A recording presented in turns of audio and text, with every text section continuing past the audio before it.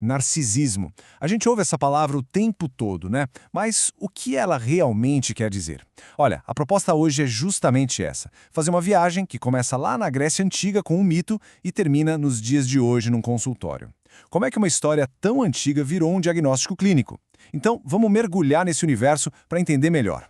E o nosso ponto de partida é esse aqui, a história trágica de Narciso contada pelo poeta Ovídio. Um jovem absurdamente belo que simplesmente dispensava todo mundo. Até que um dia ele foi amaldiçoado a se apaixonar pela única pessoa que jamais poderia corresponder, ele mesmo, ali no reflexo da água. É uma imagem muito forte, né? Uma obsessão por si mesmo tão grande, mas tão grande, que acaba sendo destrutiva. E essa é a semente de toda a nossa conversa. E olha, essa semente demorou séculos para germinar. O que era um mito lá no ano 8 depois de Cristo passou a ser visto lá no comecinho do século 20 como uma espécie de falha de caráter. Foi só em 1968 que o nome que a gente conhece hoje, transtorno de personalidade narcisista, apareceu. E atualmente é uma condição reconhecida clinicamente pelo DSM-5, que é basicamente o manual de referência dos profissionais de saúde mental no mundo todo. Ok, então como é que a medicina de hoje define aquilo que o mito descreveu de uma forma tão poética?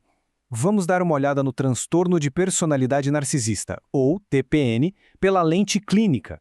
A definição principal, segundo o DSM, é bem direta. Não estamos falando só de vaidade, não. É um padrão persistente, sabe, de grandiosidade, uma necessidade quase que insaciável por admiração e, o que é crucial, uma dificuldade enorme de se colocar no lugar dos outros, de ter empatia. E os critérios para um diagnóstico são bem específicos. É um padrão que precisa ter pelo menos 5 desses comportamentos que estão aí. E eles vão desde acreditar ser super especial, ter fantasias de sucesso ilimitado, até explorar os outros sem sentir culpa, não ter empatia e ter uma atitude bem arrogante.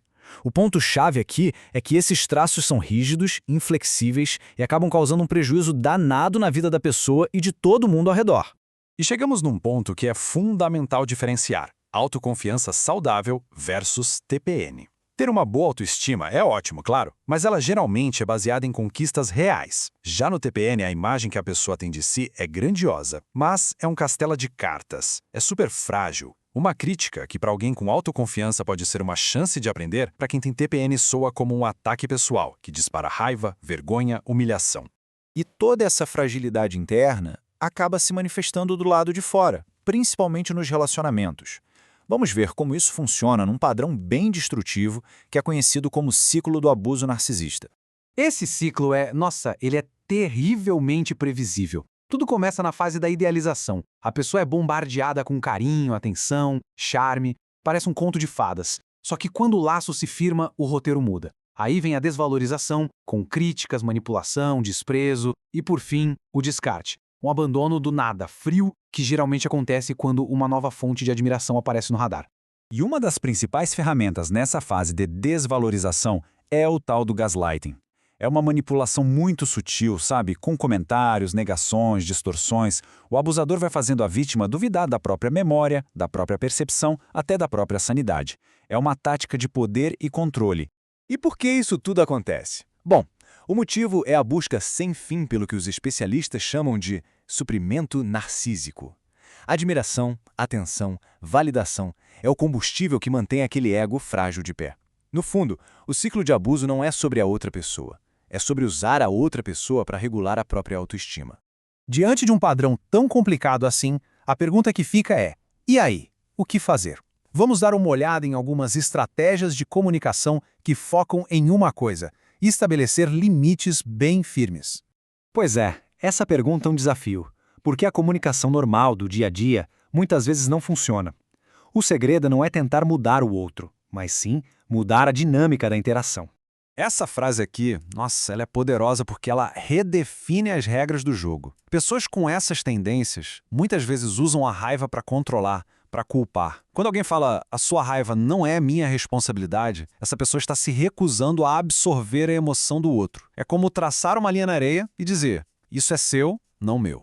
E na mesma linha, essa outra frase, eu não consigo controlar o que você sente por mim, reforça essa autonomia emocional. É um jeito de se desvencilhar de tentativas de manipulação que usam a culpa ou distorcem as coisas. Ela comunica de um jeito bem calmo que os sentimentos e as interpretações do outro pertencem ao outro. Não existe uma obrigação de ficar gerenciando isso. Para a gente ir fechando, é super importante entender que o TPN não é uma coisa só. Aquele estereótipo do narcisista falante, arrogante e exibido é só uma parte da história. A pesquisa mostra que existem pelo menos 2 tipos principais. O grandioso, que é esse do estereótipo clássico, né? Extrovertido, arrogante, mas também tem o vulnerável ou secreto. Essa pessoa pode até parecer tímida, na dela, super sensível, mas por baixo ela esconde os mesmos sentimentos de grandiosidade, só que misturados com uma vergonha profunda, uma sensação de vazio. Mas afinal, o quão comum é isso? A estimativa é que cerca de 1% da população geral tenha o diagnóstico de transtorno de personalidade narcisística ao longo da vida. Pode até não parecer um número tão grande, mas o impacto que essas dinâmicas têm nas famílias, nos relacionamentos e nos ambientes de trabalho é gigantesco. E tudo isso nos deixa com essa pergunta para refletir. Nessa nossa cultura de rede social, de autopromoção, de busca por likes e validação, onde é que a gente traça a linha? Onde termina o amor próprio saudável e onde começa a obsessão patológica? A linha, como a gente viu, talvez esteja na empatia, na reciprocidade e na capacidade de enxergar muito além do nosso próprio reflexo.